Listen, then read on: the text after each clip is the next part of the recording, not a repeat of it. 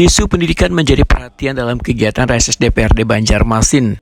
Anggota DPRD Banjarmasin mantan praksi PKB Dede Sopian menegaskan pentingnya mencegah anak ampi sekolah sebagai bagian upaya membangun generasi masa depan.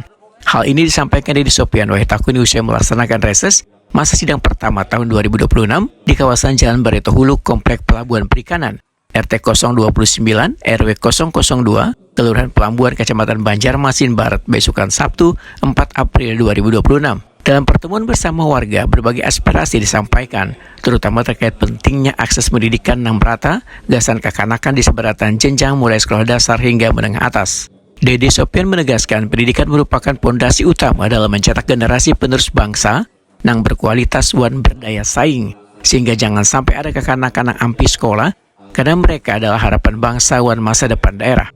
Menurut Dede Sopian, kekanakan yang dapat mengenyam pendidikan dengan baik akan memiliki peluang lebih besar dan meraih masa depan yang lebih cerah. Dede Sopian memastikan seberatan aspirasi warga yang disampaikan dalam reses akan dibahas bersama pemerintah kota Banjarmasin dan dicarikan solusi konkretnya. Melalui upaya ini, Dede Sopian berharap tidak ada lagi anak di Banjarmasin yang kehilangan kesempatan mengenyam pendidikan. Terkait dengan masalah pendidikan, kita berharap semua warga kota Banjarmasin tidak ada yang putus sekolah dalam hal ini, sampai kita berharap sampai SMP bisa sekolah mempunyai ijazah.